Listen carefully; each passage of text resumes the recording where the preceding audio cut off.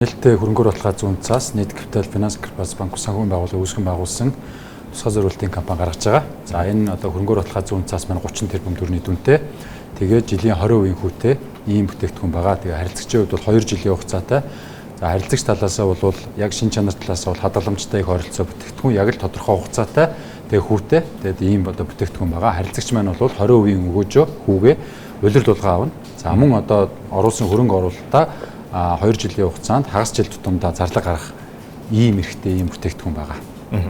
Тэгэхээр энэ удаагийн бүтээгдэхүүн бол 30 тэрбум төгрөг гаргаж байгаа юм шиг. Тэгэхээр сүүлд одоо энэ оны байдлаар 3 дахь хөрөнгөөр баталгах зүүн цаас олж байгаа. Тэгэхээр энэ нийт капиталын гаргаж байгаа одоо яг онцлог нь юу юм бол бусдаас яг одоо өөр онцлог зүйлс байгаа л.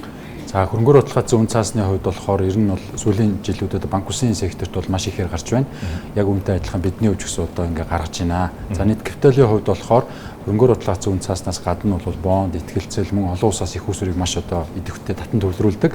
За бидний хувьд бол одоо хөрөнгөөр оруулах зүүн цэцийг компанийнхаа одоо хүнд анх удаага нээлттэйгээр ингээ гаргаж байна. За хамгийн гол онцлог гэх юм бол бидний хувьд болохоор инфляци өндөр байгаа ам долларын одоо ханш одоо бас хүчтэй чангарч байгаа энэ үед бол төгрөгийн өндөр өгөөжийг харилцагч нартай хөрөнгө оруулагч нартай санд болгохыг хүссэн ингээ 20% хүүтэй өгөөжтэй гарч байгаа.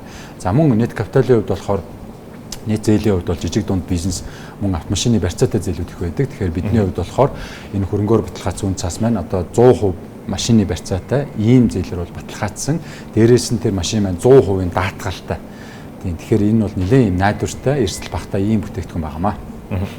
Тэгэхээр хөрөнгө оруулагч нэлээд одоо эрсдэл багтай хөрөнгө оруулалт санал болж байгаа. Нийт капитал банк бас санхүүгийн байгууллагад үнцаас гарах чинь одоо үйл ажиллагаанаас нь онцлог ямар нэг үйл тохиол байгаа л. За манай компанийн хувьд бол банк усынхаа салбартаа бас ууган банк усын нэг гэж явдаг. Бидний хувьд бол 2008 онд үүсгэн байгуулагдсан. Өнөөдрийг хүртэл 17 жил доктортой явж байна. За энэ хугацаанд бидний хувьд бол санхүүгийн бүртэмжийг Монгол улстай одоо сайн байлгахын тулд 21 аймаг бүх аймаг салбараа нээсэн. Тэгэхээр өнөөдөр 21 аймаг Улаанбаатар хотыг хамарсан нийт 42 салбартай байгаа. Тэгэхээр энэ хөрөнгөөр оруулах зүүн цаасаа босгох юм бол бид нар одоо нийт орон даяар санхүүгийн бүртэмжийг сайжруулах чиглэлээр жижиг дунд бизнестэй бизнесийн зээл болон хэрэглээний зээл дээр бол илүү их одоо энэ хөрөнгө оруулалтыг зарцуулах болно.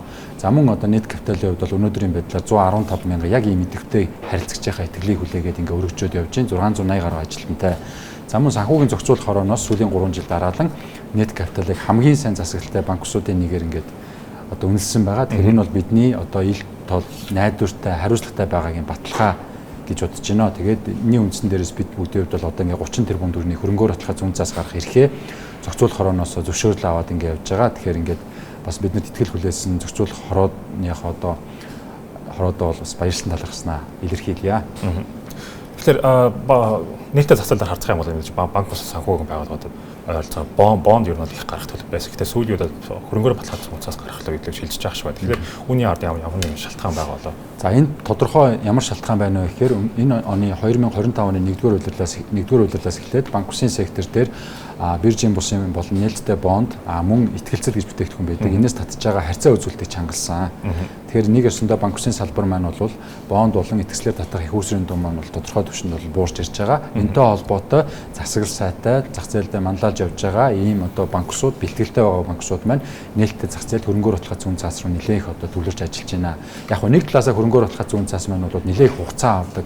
Маш олон одоо мэргэжлийн байгууллагуудын хяналтаар давж гардаг ийм бүтээгдэхүүн байгаа. Тэгэхээр одоо нэг гарах гэж бол бас нэлээд их шалгуур давдаг ийм бүтээгдэхүүн байгаа. Боловч нөгөө талдаа бол энэ бас бидний бас одоо маш том юм боломжийг бий болгож байгаа.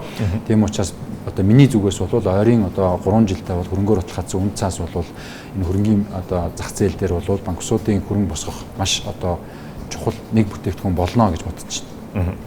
Тэгэхээр мэдээж банкнуудын одоо их усрыг татах банк ус санхүүгийн байгууллагууд их усрыг татах юм бондоос хөрөнгөөр баталгах зунцаас олсон мэдээж үйл ажиллагаанд бол нэг багжаар өөрчлөлт орох. Тэгэхээр энэ бол мэдээж банк ус санхүүгийн байгууллагууд ерөнхийдөө ямар нэг одоо үйл ажиллагааны тал дээр эрсдэл эсвэл өөрчлөлт ямар одоо эрсдлүүдийг зах зээлийн эрсдлийг харцгаа юм бол ямар эрсдлүүдийг одоо үүсгэн байгуулж байгаа. За яг хуу зах зээлийн эрсдлийн хувьд бол би бүр харьцангуй маш эрсдэл багтаа болно гэж харж байгаа. За зохицуулалт санхүүгийн зохицуулалт хорооноос маань бол бонд болон одоо итгэлцэлээр татах харьцаа үзүүлэлтээр баг зэрэг чангалж өгсөн энийг бас зөв гэж харж байгаа. Яагаад тэгэхээр урт хугацааны доктортой өсөлтийг хангахын тулд нөгөө тал дээр хөрөнгөөр оруулах зүүн цаас маань илүү их олон шалгуурыг давж гарч ирдэг учраас энийг давахын тулд банк ус санхүүгийн байгууллагууд маань бас нэлээд их үйл ажиллагаагаа сайжруулах ийм чиглэлтэй болж байгаа. За бидний хувьд бас сүүлийн 6 сарын ер нь бол банксууд бол нэг хагас жил орчим үйл ажиллагаа ингээд бэлтгэсний үндснээс гарч байна. Бидний хувьд бол 6 сар болоод гарч байна. Энийн хүрээнд бол Монголын ипотекийн корпорац, TDB Securities үн цаасны компани, за мөн хараат бус аудитын компани, хараат бус хуулийн компани гэдэг маш олон компани хяналт шалгуураар орж тэр компаниудынхаа зөвлөгөөг авч үйл ажиллагаагаа сайжруулсны үндсэн дээрээс гаргаж байгаа. Тэгэхээр гол өөрчлөлт бол банксуудын маань үйл ажиллагаа илүү мачур, илүү одоо сайн болно л гэж харж байна.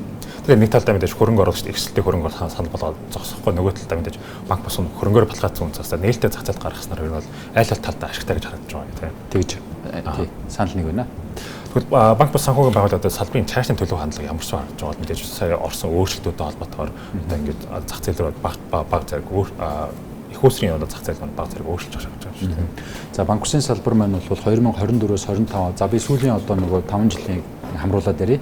24 оноос хойш өнөөдрийг хүртэл бол 2 их найдаас 7 их найд болоод 3.5 дахин сектороор өссөн.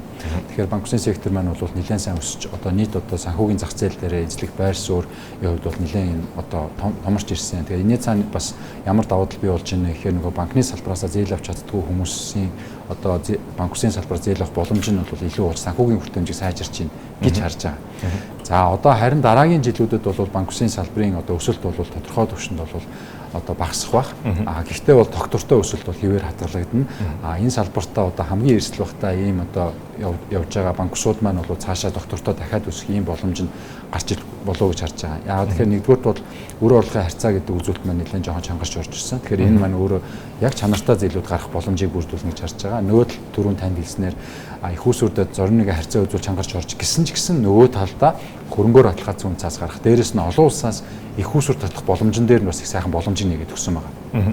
Тэгэхээр банксууд маань бол дараагийн 3 жилдээ бас илүү олон улстай нэлээд гарах болов тий олон улсын зах зээлээс бонд болон зээлийн бүтээгдэхүүнээр их усүр татах болов гэж харж байна. Тэгэхээр макро эдийн засгийн талаас харж үзэх юм бол мэдээж сүүлийн үед Монгол улсын ядаа төсвийн алгалтад орсон мэдээж татаадын нийт бүтээгдэхүүний өсөлт бол хараахан базаахгүй харагдаж байна. Тэгэхээр ийм инфляц өндөр ийм түвшин үед бол мэдээж зээл гэрчний эрсдлээ хэр банк бус санхүү байгууллагад харагдаж байгаа.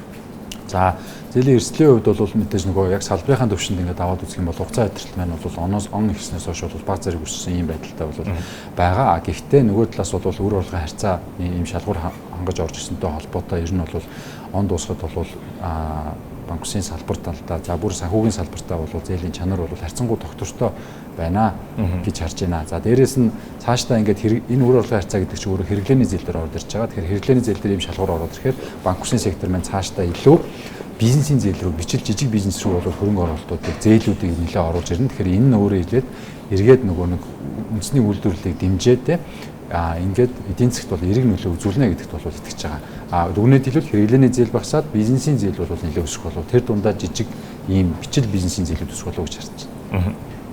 Тэгвэл мэдээж зээлийн хүүгийн талаар ярьснаар зээлийн хүүг мэдээж одоо 2020 онд улсын хурлаас бууруулах нэг стратеги баримлаж ирсэн. Тэр нь бол сүүлийн үед 2023 оны цэрэгт хэрэгжилт нь хангалтгүй гэж дүгнэгдсэн байгаа. Тэгэхээр банк бус санхүүгийн байгууллагууд одоо зээлийн хүүг бууруулахад ямар одоо нөхцөл байдал бүрдэж одоо тэр бууруулах орчин үүсэх юм. За хамгийн гол одоо нөхцөл байдал гэх юм бол банк усын салбар чинь яг одоо банктайгаа адилхан их усүрийг босгодог. Банкуд маань хадгаламжаар босгодог бол банк усын сектор маань бол илүү нэгдүгээр итгэлцэл, бонд одоо бидний нээлттэй гаргаж байгаа хөрөнгөөр баталгаажсан үнцээс мөн олон улсаас татдаг. Тэгэхээр энэ их усүрүүд маань одоо татахад нэгдүгээрт бол зах зээлийн орчин маань сайжрах тий магадгүй татварын орчин маань илүү одоо таатай болж иж хүү эргээд эцсийн харилцагч дээр очиж байгаа зээлийн хүү бол буурна гэж харж байгаа. Нэг талаас нөгөө талаасаа бол банк усын сектор маань илүү эрсдлийг одоо эрсдэлгүй үйл ажиллагаа явуулж тий эрсдлээ багасгаж иж одоо энэ одоо зээлийн хүү буурна гэж харж байгаа. Тэгэхээр одоогийн одоо зохицуулалтуудаас ингээд харахад бол магадгүй нэг талаас өр орлогын харьцаан дээр гэдэг ч юм уу их усүрдэд тодорхой шалгуурууд ингээд нэмэгдээд ороод ирж байгаа ч гэсэн энэ урт хугацаанд бол би эерэг нөлөө үзүүлнэ л гэж харж байна.